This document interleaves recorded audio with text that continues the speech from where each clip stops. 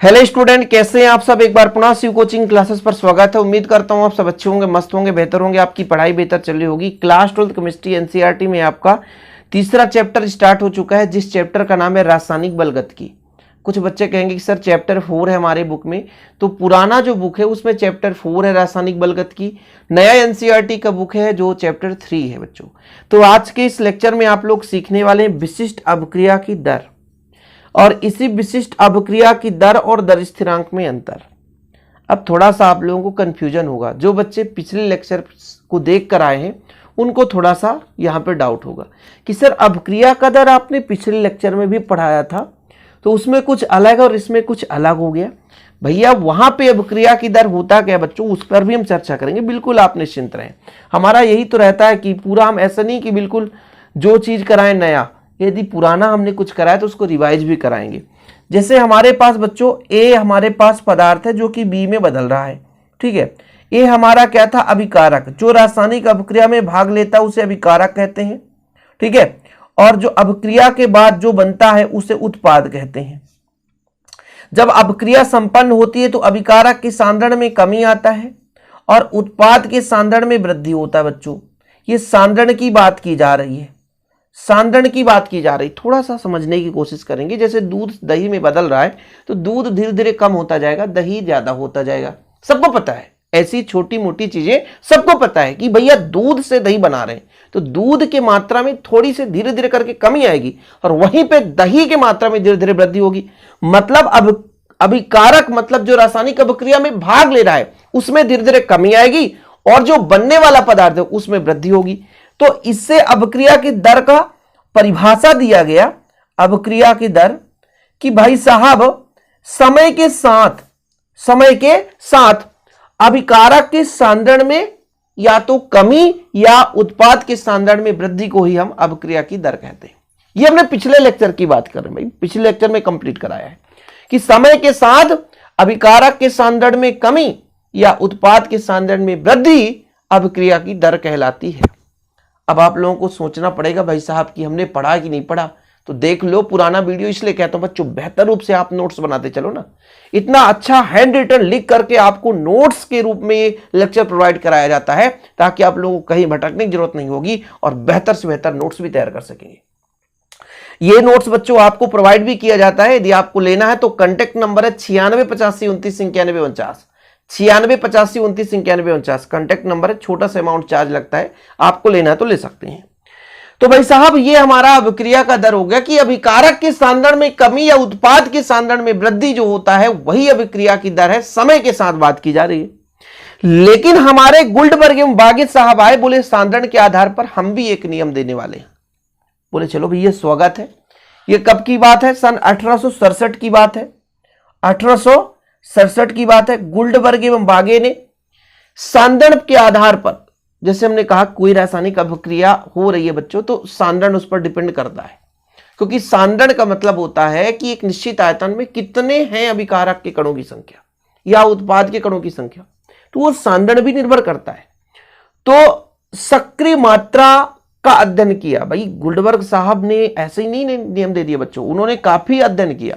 सन 1867 में गुल्डबर्ग एवं बागे दो वैज्ञानिक थे और उन्होंने सांद्रता के आधार पर, जैसे रासायनिक अभिक्रिया की दर हो रही है, क्रियाकारक की सांद्रता के आधार पर एक गुणात्मक संबंध दे दिया, ठीक है।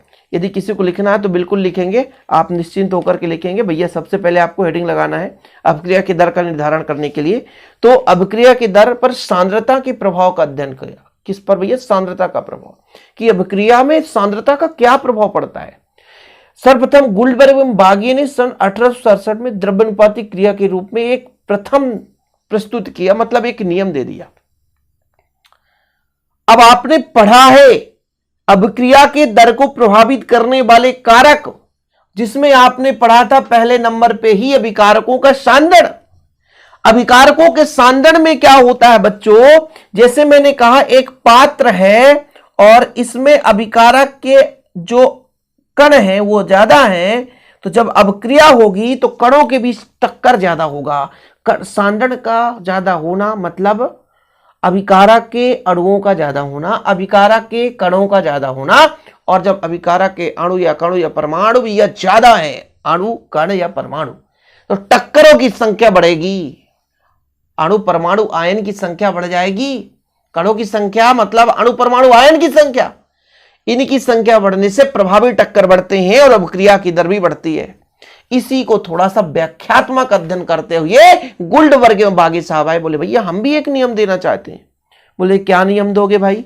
बोले हमारे पास एक अभिक्रिया है, जैसा कि हमारे पास एक अभिक्रिया है ए और प्लस बी, ये मिल करके उत्पाद का निर्माण करते हैं। किसका निर्माण करते हैं? उत्पाद। यानी रासायनिक अभिक्रिया में भाग लेने वाले पदार्थ ए और बी है, ये उत्पाद का निर्माण करते हैं।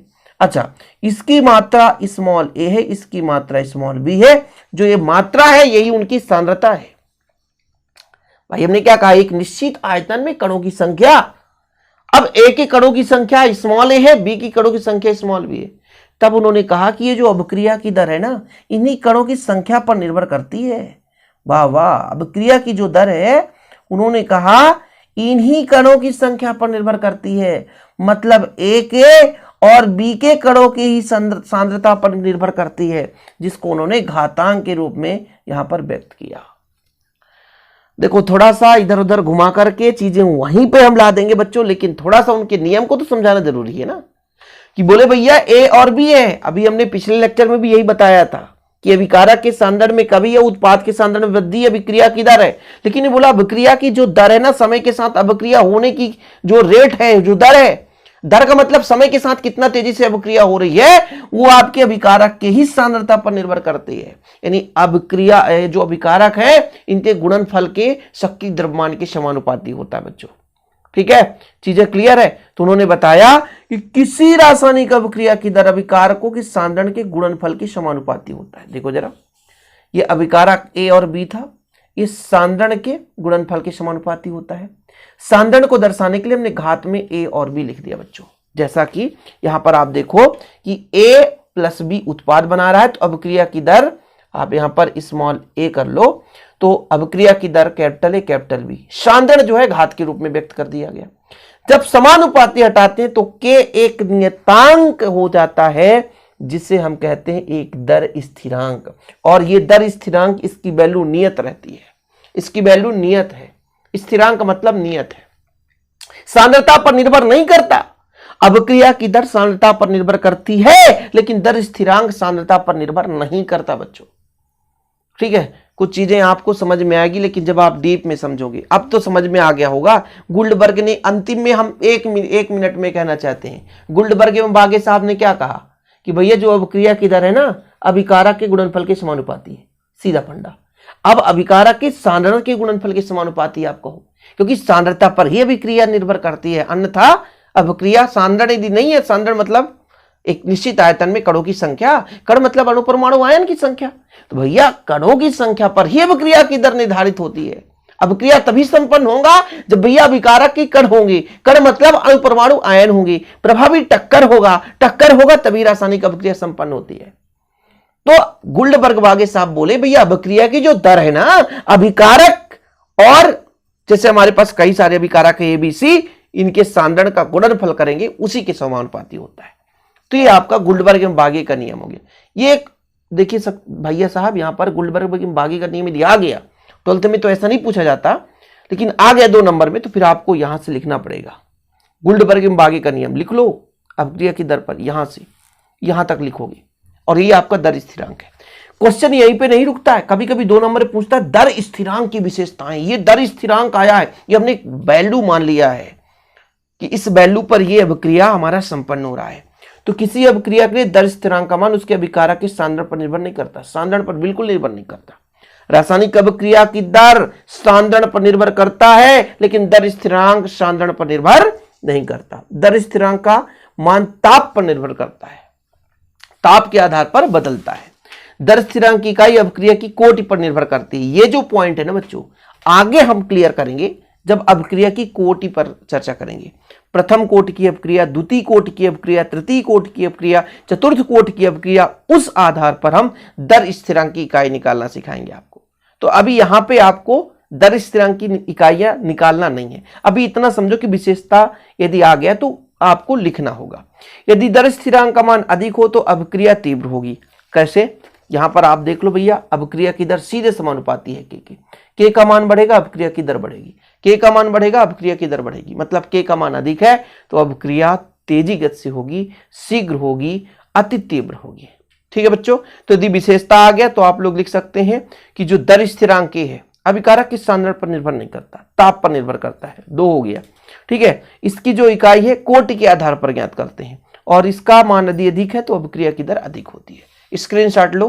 ठीक है, कोई दिक्कत नहीं है बच्चों, डिफरेंस तो आसानी से तैयार होगा, बिल्कुल आप निश्चिंत रहें।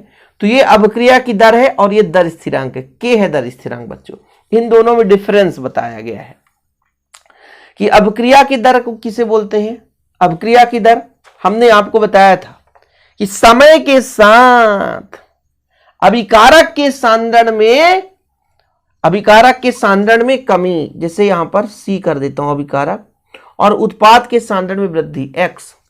मैंने कहा भैया ये जो C है वो X में बदल रहा है, तो यहां पर dx/dt ये माइनस में होगा क्योंकि हमेशा अभिकारक में कमी आती है, और ये प्लस में होगा dx/dt क्योंकि उत्पाद के सांद्रण में हमेशा वृद्धि होती है।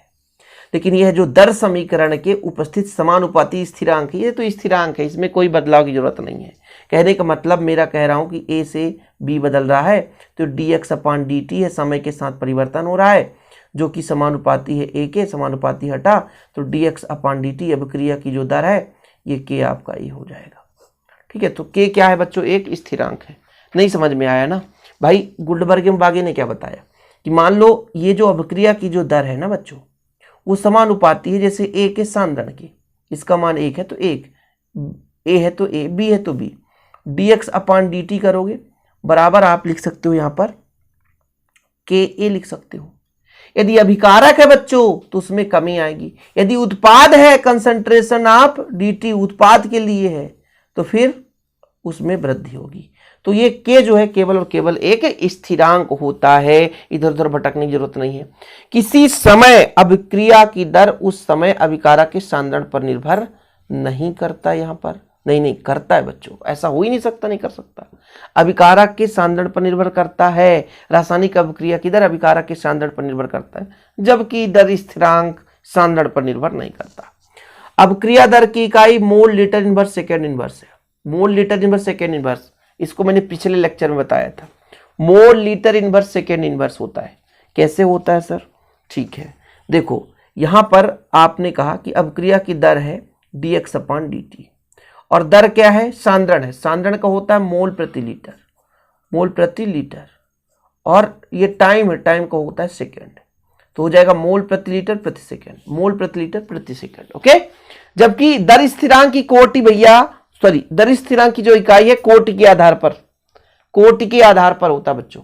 आगे इसका हम बता रहे हैं कि इस लेक्चर में आपका कोई वास्ता नहीं है, अगले लेक्चर में क्लियर करेंगे तो सब समझ में आएगा।